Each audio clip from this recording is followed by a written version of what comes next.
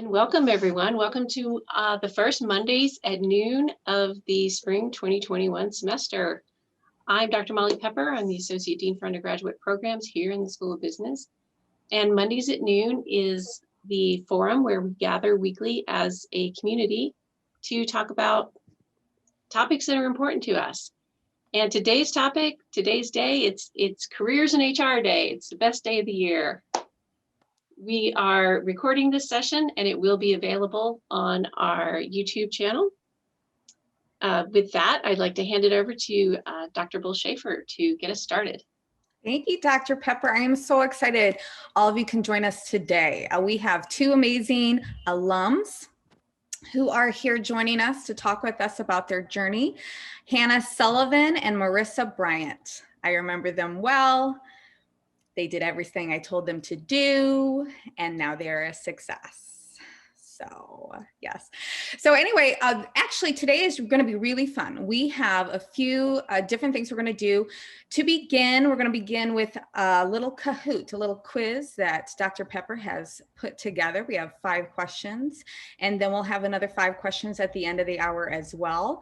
I hope that you will engage with us with this Kahoot quiz. Whoever wins, I will order a pizza to be delivered to your house tonight. So you just have to tell me like where I'm ordering it from, you know, because if you're in another city, you just, we'll chat at the end. But that's going to be your reward for sticking through the entire hour and answering questions. In between the little Kahoots, we have our amazing Sherm Executive Board. So Sherm stands for Society for Human Resource Management. And so it's one of the business chapters here on campus. Tiffany is our Sherm president. So after we do our first little Kahoot, I will introduce Tiffany, and she's going to start us off with some questions that the executive board had put together for Marissa and Hannah, and they're going to take turns responding to those. As you have other questions, anytime, shove them in the chat. There are going to be multiple of us monitoring that chat, and so we will try to get to those as soon as we can.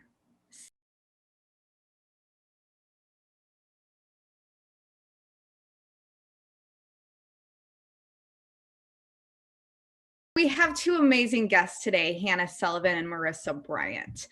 They both graduated from Gonzaga with a Bachelor of Business Administration in the year 2016. So this will be 5 years now. I assume that both of them have put on their 5-year plan back in 2016 to come to a SBA Mondays at noon session. So good job. You made it in your 5-year plan. But what I'd like to do is hand over the mic to Tiffany. Tiffany is a junior here, correct, Tiffany? Yes, at Gonzaga in the business school, and she is our Sherm president. We have a lot of different members from the student Sherm board here. Again, for those of you who just arrived, that stands for Society for Human Resource Management. And we have a student chapter here, and there's a larger national organization and a very active regional organization as well, which Hannah Sullivan is our college liaison to. That's the Inland Northwest chapter of Sherm. So Tiffany, I'd like to hand it over to you. You've prepared some questions for Marissa and Hannah, and I know that they would also like to introduce themselves. So take it away. For sure. So thank you first, Dr. B. And like she said, my name is Tiffany Ango, and I am a business major here at Gonzaga with a concentration in human resources. I am also a psychology minor. And yeah, so today myself, Sam, and Kaylee have prepared some questions for Hannah and Marissa. I really quickly wanted to just give a thanks to Hannah and Marissa for attending this meeting. I know it means a lot to all of us, and we're really excited to get your insight on the HR field and a little bit about your experiences. So I'm going to give some time to Sam and Kaylee to really briefly introduce themselves, and then I'm going to go ahead and start asking some of the questions. Perfect. Thank you, Tiffany. Super excited to be here and hear a little bit about your experiences in HR. Like Tiffany said, my name is Sam. I am a senior HR and accounting student at Gonzaga. And yeah, I'll go ahead and pass it off to Kaylee to introduce herself. Hi, I'm Kaylee, and I'm a senior business major with HR and marketing concentrations, and I'm the Sherm social media chair. So make sure to follow us at gu.sherm on Instagram and Facebook. Great, thank you so much, Sam and Kaylee. Okay, so we are going to start off with the first question that we have for you guys. The first question is, how does the fact that you had a Jesuit education play a role in your career?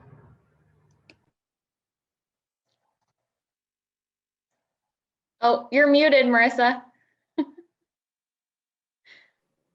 Sorry, I'm new to this. My company does not use Zoom, but anyway, so I was going to say I can start. So I think overall, HR is a really unique role within businesses. It gives you the opportunity to really actually focus and care for the employee as a whole. A lot of difficult situations arise when you're in HR.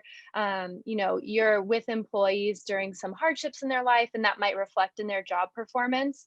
You're exposed to a lot of sensitive information. You know, you're part of their big life decisions, whether it's starting a new job, leaving their job, taking leave from their job for a variety of reasons. And I think what I love about HR is that we get to be involved in helping people through those situations. So you're not just involved in their work output, but also kind of in like their life as a whole. I think, you know, I've reflected on myself. I'm definitely an empathetic person, which really relates to the Jesuit values. You know, you're caring, feeling, seeing the entire person. And so for me, that actually made me realize that conflicts within HR are really difficult for me. I didn't enjoy those difficult conversations that you have to have with employees if their work is suffering, or, you know, their attendance is poor, or even having to fire someone. I just learned it wasn't my strength. It wasn't for me. I tend to relate too much with the employee and not enough with the business decision that goes into a lot of those situations. So it is interesting. I think, you know, the Jesuit values really reflect a lot when you're in an HR position, which I've really enjoyed. And I think, yeah, Hannah would probably say the same. Mm-hmm. Yeah, I completely agree with where Marissa's coming from, caring for the whole person. HR does support, you know, all types of individuals. So you get so many different personalities in the workplace, and you're trying to support all of those people. And really, the employee is so important to the organization, because if you support them, they will put that back into the company and support the organization and make that company better. So the other piece of, I think, the Jesuit side is really servant leadership too. I try to reflect on that a lot,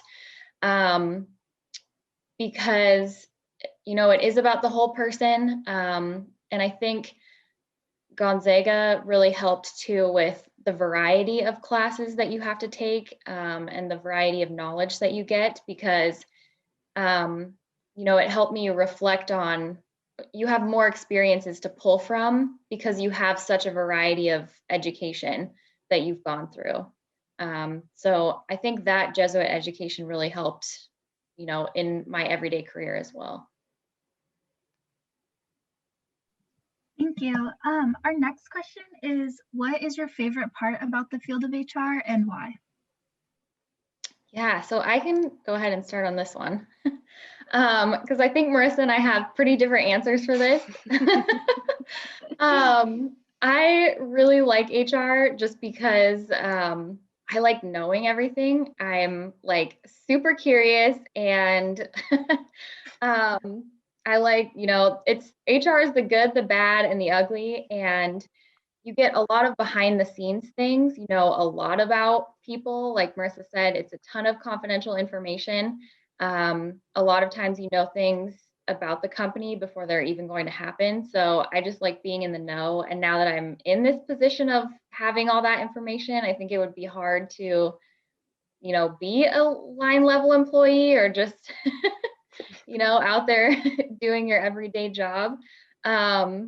Also, I think in my job specifically, because I do HR consulting, so I'm dealing with multiple companies and all of their employees, it's so entertaining. You know, people create a lot of entertainment, they do interesting things, and it's just every day is different. So that's my favorite part about HR. Yeah, for me, my favorite part about HR is you often like find yourself in a position that's pretty influential within a company. You get to make decisions that really do have an impact on employee lives. You know, whether that be improving the benefits package with your company, you know, changing some of the culture activities that you guys do. So for me, I really like that aspect of HR. And I also like that specifically as a recruiter, you know, I oftentimes get to call people and offer them their dream job, which is like by far the best part of what I do. You know, people a lot of times have worked really hard for a new position, or, you know, really anytime you get a new job, it's generally an exciting part of your life. It could be a step up for you. It could be a whole move, you know, moving to a new city. So for me, I really enjoy being a part of those big life changes. A lot of times people will say like, this is the best news I've gotten in like 6 months, which is kind of crazy that like being in HR, you're part of those moments for people. So for me, I think that's, you know, where it comes in. And I also agree with Hannah that now that I have been in an HR position, it would be really hard not to be in a role where you like kind of do know like the background of what a company is going through at any given time. Thank you. I think that makes us a little bit excited to see what at least a few of us will be doing in the future.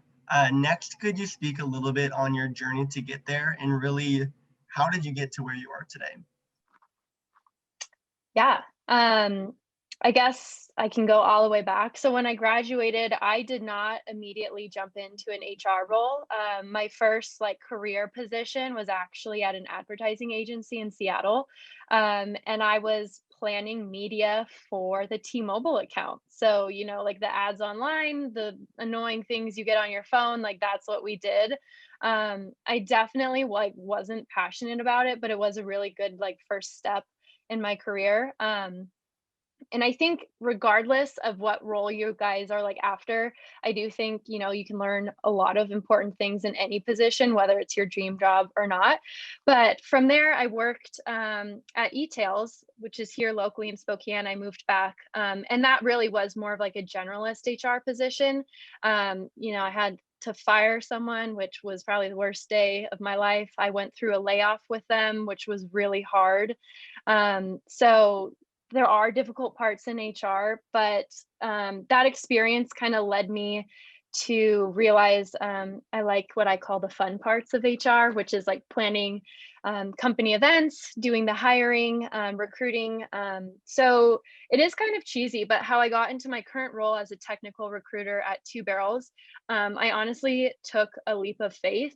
I had been reading an article about how men generally will apply to a job if they're 60% of the required like, you know, qualifications, whereas women will only apply if they reach 100 of them. Since then, those numbers have been debunked, so don't like hold me to that. But it was stuck in my head at the time. And so when I saw this job posting come up and I was like, I am not qualified for all of these things.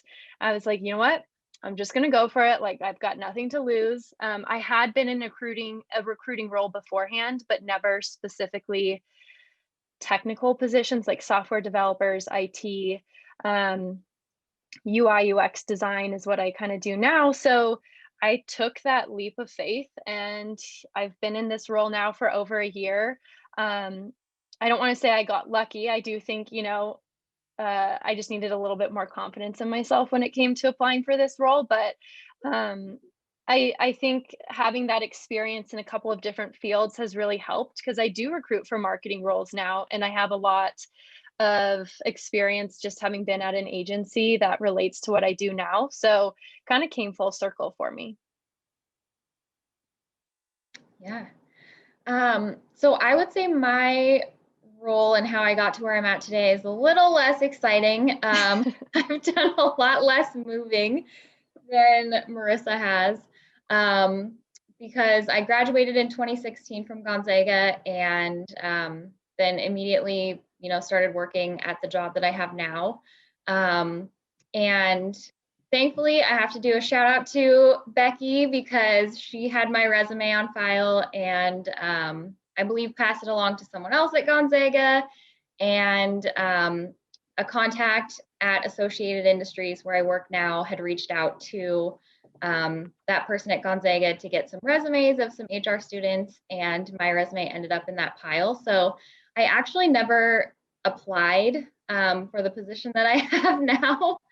I think I probably filled out an application after I did an interview and stuff. So it was, a crazy process. I did a few interviews there and got the job and was so excited. It was really interesting because I really had no idea what I was getting into with consulting, because it is just such a different setting than internal HR. But since I've been at Associated Industries, I initially started out as kind of an HR assistant, recruiter, and then moved into an HR generalist role, a senior HR generalist, and now I'm an HR advisor with them. So, doing a ton of answering member questions and things of that nature. So I'm really fortunate that I have been there for so long. I think the knowledge that I've gained is great. And I would say it was just working hard, having those, networking moments. I think, all of the interview training and prep and practice that you do at Gonzaga is great. It definitely helps you during interviews. So I think that was huge also in me getting the role that I have today. Funny story, I actually applied for the position that Hannah has now, way back when. So yeah, we joke about that sometimes. Yep. Oh my gosh, that's really fun. Awesome, great. Thank you guys so much for that. So the next question that we have for you is, what advice would you give to your past self to better set yourself up for success today? This was a tough one for me personally. I think both Marissa and I were talking. It's tough because I don't know that I'm old enough to answer this question yet. It's just, having one position too. I think I haven't done a lot of moving and changing. And so I feel successful in my role today and where I'm at, the experience that I have. But it's tough. I don't know what advice I would give to my past self. Because I feel like I did everything pretty by the book, it went better than I had planned. So for me, I would say pay more attention to your classes or your work, what parts of it actually interest you and excite you. Just because your friend loves their job or loves what they do does not mean that you will love that too. I think I spent a lot of time relying too much on other people's opinions on what direction my career should take or what job I should take. And I never spent the time really thinking about what it was that I wanted to do. I remember very distinctly Becky telling us one time that she teaches HR because she hated doing it. And so I remembered that when I was at eTails, thinking gosh, why is this so hard for me? I hate these difficult conversations. I would get so much anxiety thinking about those moments of HR where you have to have a difficult conversation or there's conflict. And I realized I don't have to love that part of HR. There are many other parts within HR that I could find that I do really enjoy. And that's kind of what led me into recruiting.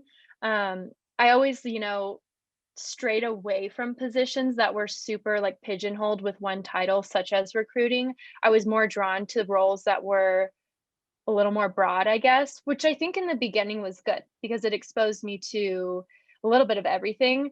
Um, but looking back, if I had spent more time like thinking about what I actually like to do and the types of conversations I enjoy, I probably could have ended up in recruiting a little bit sooner. Not that it took me super long to get here. But looking back, yeah, I guess, if you have that opportunity, take it. Thank you. That's really great advice. So next we kind of wanted to ask about what it's like working virtually, and do you think certain parts of our new normal will stick around after the pandemic, especially in an HR role? Yeah, so honestly, some days I love it and some days I hate it. In the beginning, it was like really cool and novel. My company was 100% in office. We didn't even have laptops prior to COVID, so working from home was not an option. Um, so A, it was a drastic change, and B, um, I was kind of excited for it. And then like months went by and another month, and you get kind of lonely, honestly. Thankfully, like we had just gotten a puppy like in February, so that kept me very busy. But I think, for me, it just comes down to like getting in a rhythm and like creating structure for yourself. And at least for my company, we plan on keeping it a flexible work environment post COVID, whenever that might be. We've found that people are actually more productive working from home. There's less distractions, in office. My office really leans into like the work hard, play hard. So we have like a video game console in the lunchroom, and people would like go do that for an hour. And so obviously, that cuts into work. So it was interesting for me to switch over because so much of what I do is just having conversations with like hiring managers, like catch them in the hallway. And so I've had to kind of adapt how I work a little bit without those connections. I am looking forward to being back in office and having um, those, small moments again. Um, Something that I worry about, and I don't necessarily want to put the stress on you guys, but I do worry about new hires joining our organization at this point where we're 100% remote. I do think it's really important to establish like camaraderie with your coworkers. You can really lean into them for support when like things get hard or you have questions. And I think for new hires, it's a little bit isolating. We try really hard, when it comes to video calls or planning events when we can, but I think it'll be interesting to see how companies handle moving forward. Yeah, I think I completely agree with what Marissa is saying. Working virtually definitely has its pros and cons. And it can get a little lonely for sure. Sometimes I call coworkers just to talk with them virtually. Because in the office, you would go into someone's office and sit in there and talk for, 15 minutes or something. I think too, with the virtual working environment that I've noticed is before, if I had a question, it was so easy to get up and walk across the hall and talk to someone about it. And now I think I make more of an effort to like, okay, I need to try and find this answer myself first. What resources do I have available before I bug someone virtually for help? So that's one big part that I've noticed. The other piece too, like Marissa said, is with new hires. I think getting new employees oriented is tough, doing that virtually. Other things like performance reviews, having difficult conversations. I think it can be, not as personal if you're talking to someone over the phone or over a video call because you're not there with them. So that's been difficult too. I do think that after this whole situation wraps up, I think my company will probably go to a schedule that's like 2 days in the office, 2 days at home, something like that, 3 days in the office, 2 days at home, as kind of a mix, because we really did not have any remote work previously, unless, someone happened to have a laptop and was sick, and it was convenient for them. So I think that's a benefit for our work environment.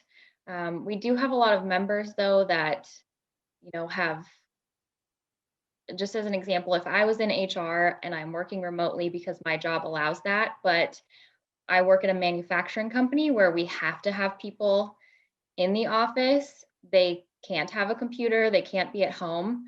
That was definitely a challenge to find out, how to space out those people, how to communicate with them, because they don't have an email they can check, they don't have, a phone at their desk.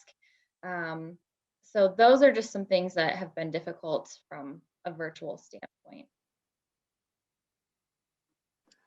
Thank you for that. And building off the idea of change, I know you both spoke a little bit about how the virtual environment has really changed the way that your day-to-day work life goes, but in your past few years of experience, have you seen anything that has significantly changed the way that HR functions? Yeah, I would say my take on this is really that things are moving more to an electronic platform. So, which I think can be, good and bad. Hopefully it won't ever become so electronic that HR is, not needed. But there are so many platforms that are going electronic. I mean, performance review systems. Our company does electronic reference checks. So we're not even, calling people anymore. Reward management systems, a lot of them look like similar to a Facebook setup where you can like give people a thumbs up or send them points, and then they can cash in those points for prizes. So it's definitely creative. I think, it's easy for employees to use. They can do it on their phone if they're, savvy. Most people have, smartphone these days. So I've seen that as a big change with HR. Some of the other changes I would say would be just with all of the laws and regulations that come out, that influences so much of how HR operates and decisions that are made for the company. Especially in Washington. Washington is a very progressive state, so there's constantly laws and regulations that we have to adapt to and help our companies adapt to. And I would say too, another thing with HR is that HR is sometimes known as the workplace cops. So that can, that's hard sometimes, but I think, like Marissa was in a culture role where we get to do fun things, we get to organize events. So it's not always this negative side of HR. So I hope that employees are seeing the more positive side of HR as well. And it's not always that negative stigma that there is behind it. And I would say too that when I got into my role in HR, I really thought that HR would be the one having those difficult conversations with employees a lot of the time.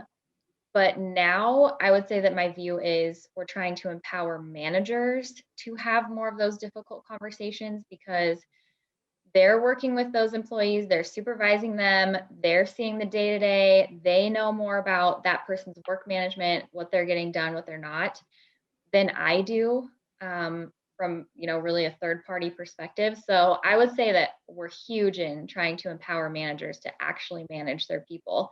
And then HR is more of a supporting role in helping them have those conversations. Yeah, for me, this one was a little bit hard. I've only been like in a true HR position for about 3 years. So, I can't like reflect back on the dark ages of before, but I think for me, at least in my companies, which it might have just been because they're more of like in a startup environment. HR is definitely more like employee facing rather than them being, you know, in an office where you only go to them if you have a problem.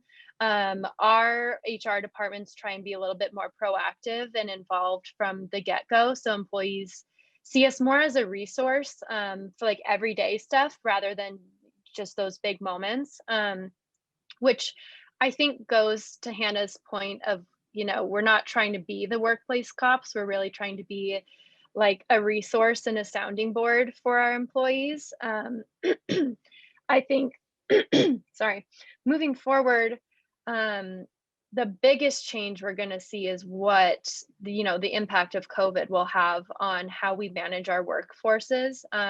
Like Hannah said, doing it remote is weird and hard. I think a lot of companies, you know, like Twitter announced they're going to be 100% remote for anyone who wants to be.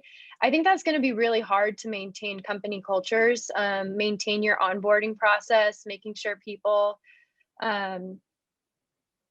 you know, are involved in the company as much as they would have been in person. So it'll be interesting. You know, those companies are big enough. They probably have a whole team dedicated to figuring that out, but smaller companies are going to have a harder time, I guess, making those big changes to their workforce. Great, thank you so much for that. All right, so the next question that we have is, do you recommend getting Sherm certified? If you're not Sherm certified, is that okay? And yeah, if you are, what does that process kind of look like? Yeah, so Hannah and I have different answers for this one too, which I think is cool. So I am not Sherm certified.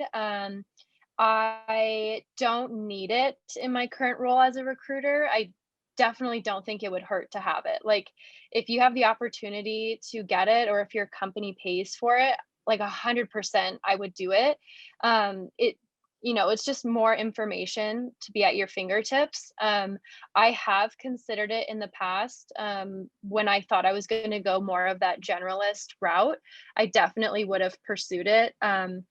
And I, you know, someday I might still do it, but right now, I just, not that I don't need it, but it's not a requirement. And my role is a little bit more of the culture side of a business rather than those hard conversations. The generalists at my company do have their certifications though. Mm-hmm. Yeah, so I am Sherm certified. And that was one of the hardest things that I've ever done, probably. That test was brutal. Not to freak anyone out, but when it popped up that I passed, I honestly was shocked. So, and here I am. But so I 100% recommend doing it. I think it's one of the best things that you can do to show that you're serious about your career in HR. We've definitely had, you know, I've seen HR candidates apply for positions at our company and they've been in HR for 15 years and don't have a certification. And at that point, it's really like, are they taking their career seriously? You know, why don't they have their certification? Is there some other reason for that? So I believe it was about a 3-hour test at a testing center. I can't remember how many questions there are, but there's so many resources out there for it. I would say too that I think it helps if you do it as soon as you can. So if you have a bachelor's degree, I want to say you can do it if you have an internship with so many credits, or if you have a year of experience. So definitely do it as soon as you can, because a lot of the questions in the test is really based on book knowledge of HR and how Sherm wants you to answer the question. And so I think if I took the test now, or if I decide to get my Sherm SCP, it could be a little harder just because I have more, you know, real life experience in HR. And so how I would handle the situation might not necessarily be how Sherm would want you to handle the situation. So I definitely would say do it as soon as you can. It is a lot of studying in Sherm. So I'm the college relations director in Sherm, which is the Inland Northwest Sherm group here in the area, and they offer a scholarship they have a student scholarship that's specifically designated for a student to take the Sherm CP. And then if you're not a student anymore, they also have other scholarships. So I definitely recommend applying for those scholarships. If you do apply, just make sure that you put in some time. There's not a whole lot of applicants, but if you just send in a few sentences, you're probably not going to get a scholarship. So put in a little bit of effort to your application.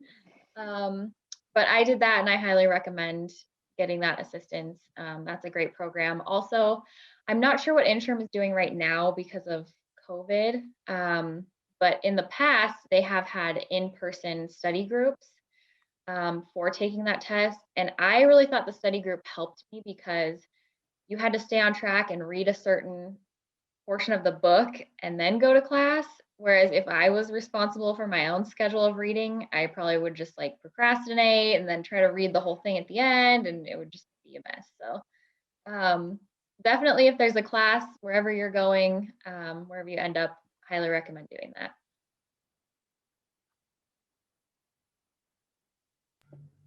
Great, thank you so much. I'm really glad that we got to hear from both of you, one being Sherm certified and the other not, just because I feel like for me personally, that's something that I am looking to hopefully do, but it's good to know that, it's not a requirement for all positions. So yeah, that's great. Thank you so much for answering all of those questions. I think that we're running low on time, so I'm going to pass it off to Dr. Pepper. Okay, thank you so much. Hannah and Marissa, that was wonderful. And just so happens that some of the Kahoot questions that are coming up relate to some of the things you were talking about.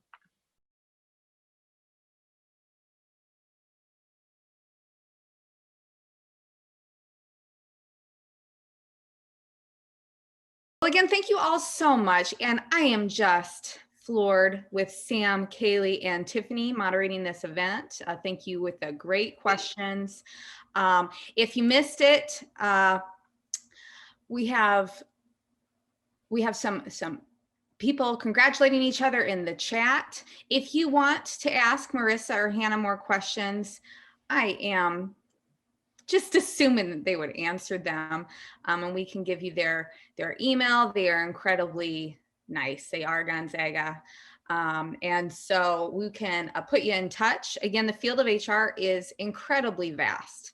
And even in 5 years, both of them have found such challenge and joy. And we hope that each of you, no matter what jobs you get after graduation and you continue to grow, that you will find both of those.